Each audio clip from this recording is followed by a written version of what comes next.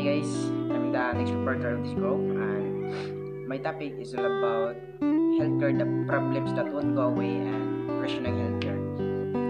Pwede pagmata. So, unsa nang rational?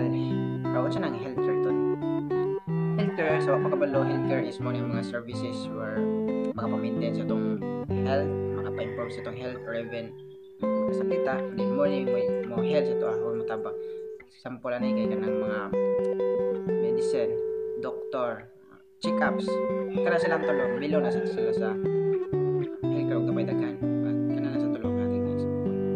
So that's ra sa healthcare. So sa ako discuss ron kay ang healthcare man the problems that won't go away. Giton, unsa na mga problema nga dili mawala sa healthcare. So sa gisin sa among topic, there are two types of problem nga dili mawala. First is the asymmetric information. Asymmetric information? Unsa na ko yaton? Then ngano problema na siya sa healthcare. So, healthcare information is where healthcare ba? I mean, asymmetric information is kanang from the word itself, asymmetric. So, dili sa balance, di ba? Kung dili sa balance, so example ani kay namta sa healthcare, so ako example is doctor and patient. Pasyente. Kumbaga si doktor kay si Pedro, pasyente si Juan. Si Juan, ang kanang asymmetric information is mo na ang kanang ang doctor is more knowledgeable kumbaga kumpara sa pasyente. Si Pedro mas knowledgeable pa siya about sa kanang mga health kaysa ka Juan. Example nganong dag asymmetric siya, nganong dag knowledgeable natural kay doctor kay siya. So nganong problema mo na nga doktor natural knowledgeable siya. So mo na yung rason nganong problema siya. Si Pedro knowledgeable sa Juan. Palitan si Juan pasyente, nagpa-check up siya. Pero yung check up sakit ra sa tiyan. Nya. Tungod kay wala man kasi knowledge about ng health, nagpa-check up siya kay Pedro. Ang ingon sa Pedro ng Juan, kinahanglan ka mupalit aning mga tambala, kanang mga mahal nga tambal or example ra niya, Juan kinahanglan ka mupalit anang mga tambala, kaning mga mahal nga tambal or operahan ka. Imbestihan ra ang sakit ba? Ya kasi Juan wala man kay knowledge about anang health. So, niuyon siya without knowing kung tinuod man or dili. Mong problema na siya sa healthcare sad. Kay imbis mo pwede ra tato si Juan magpalit og kanang mga bioflu, kanang mga sa pagtag-utsuhon nga tambal because wala man siya knowledge about na. So niuyon na siya kung unsay istorya siya sa doktor. Mong problema na siya karon sa healthcare. That's so manala sa first problem which is the asymmetric information. Now, ikaduha nga problem where dili mawala sa healthcare is the adverse selection. Hi guys, I'm the next reporter of this group, and my topic is all about healthcare, the problems that won't go away, and rational healthcare. Pagmata. So, unsa nang rational? Unsa nang healthcare ton? Healthcare, so pagkabalo, healthcare is mo mga services where makapamaintain sa itong health, makapa-improve sa itong health, or even magkasakita, then mo health sa ito, or mataba. Example ani kay kanang mga medicine, doctor, check-ups. Kana silang tulong, bilo na sila sa healthcare ug napay daghan. But kana lang sa tulong katag na example. So that's ra kung unsang healthcare. So sa ako i-discuss ron kay ang healthcare man the problems that won't go away. Giton, unsa na mga problema nga dili mawala sa healthcare. So sa gisin sa among topic, there are two types of problem nga dili mawala. First is the asymmetric information. Asymmetric information? Unsa na ko yaton? Then ngano problema na siya sa healthcare. So healthcare information is where I mean asymmetric information is kanang from the word itself asymmetric, so dili sa balance, di ba? Kung dili sa balance, so example ani kay namta sa healthcare, so ako example is doctor and patient. Pasyente. Kumbaga si doktor kay si Pedro, pasyente si Juan. Si Juan. Number two, risk and uncertainty. In any kind of business or market, risk is always present. It's the possibility that something might not go as planned.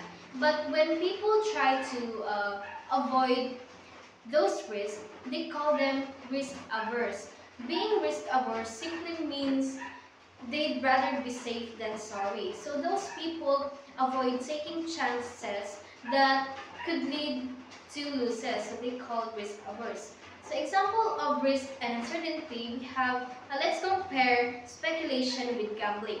So gambling is based on luck.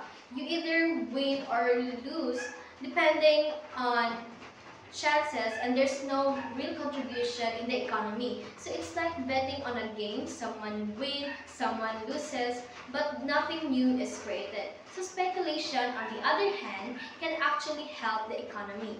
It helps make prices more accurate and fair. It can also increase economic welfare by moving goods and money where they're needed most. So while gambling can cause financial problems, speculation can do wisely or properly can make the market more efficient and balanced. Next is the impacts of speculation. So what exactly is speculation? So I already said it earlier, speculation, but I think you guys already understand it, but I'm just gonna repeat it what exactly the speculation.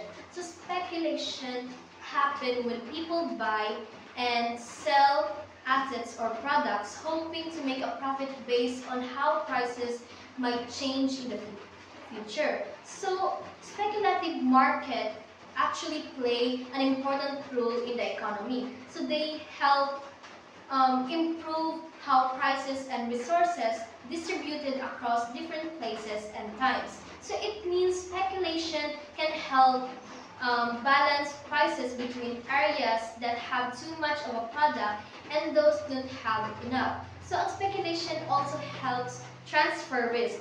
So instead of one person taking all the risk, it's shared among several people in the market. So that's why speculation can make the market more stable overall. Next is shedding risk through hedging. So one of the most important things speculation allows people to do is shed risk through hedging.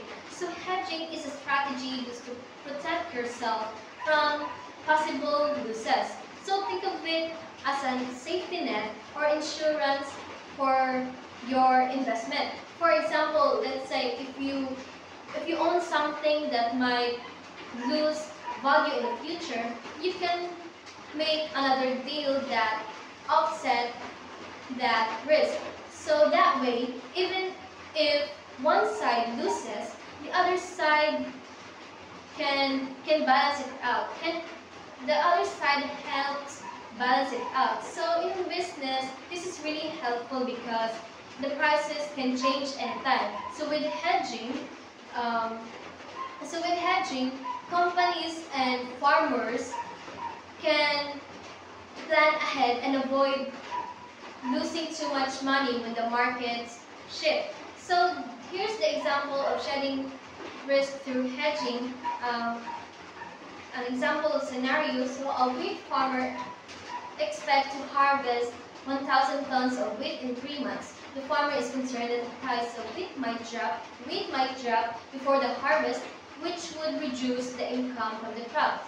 To hedge this risk, the farmer enters into futures contract to sell the wheat at a predetermined price in 3 months. So to protect himself, kay nagkuha na siya og kanang future contract. So basically an agreement to sell his wheat at a fixed time in 3 months.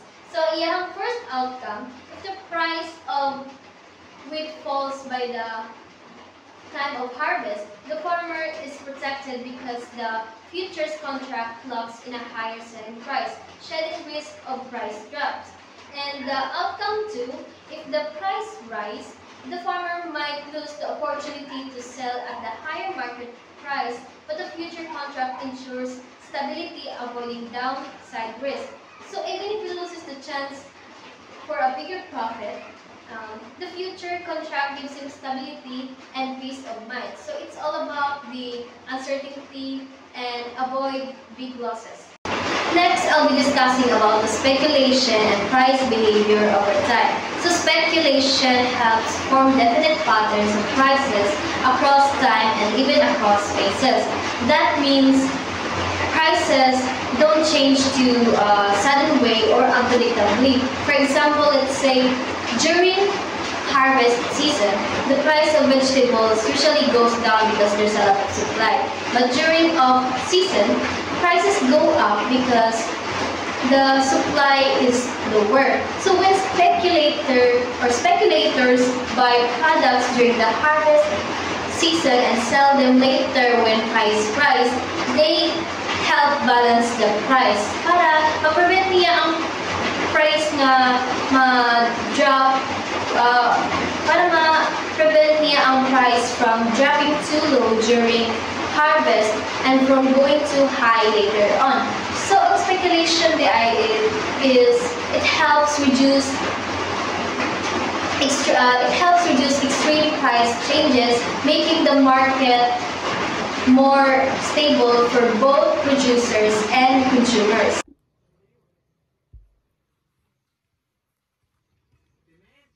Karon nga naa na ang internet, grabe kasayon ug dali ang pag-share og information. Pero tungod kay ang digital info dali ra kopyahon for free, lisod para sa companies nga maka-profit ani. So ang main challenge karon is unsaon pag-balance sa pag-share sa knowledge ug pag-reward sa mga creators sa ilang work. That's the last topic of our report entitled Economics of Uncertainty. That's all, thank you.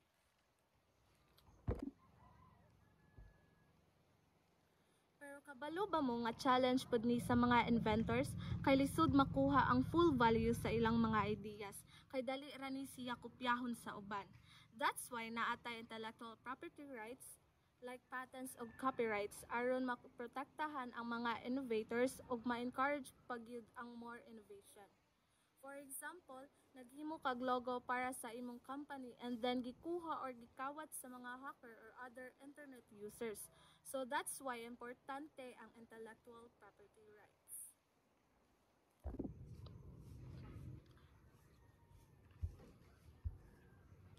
So the next topic is innovation and information.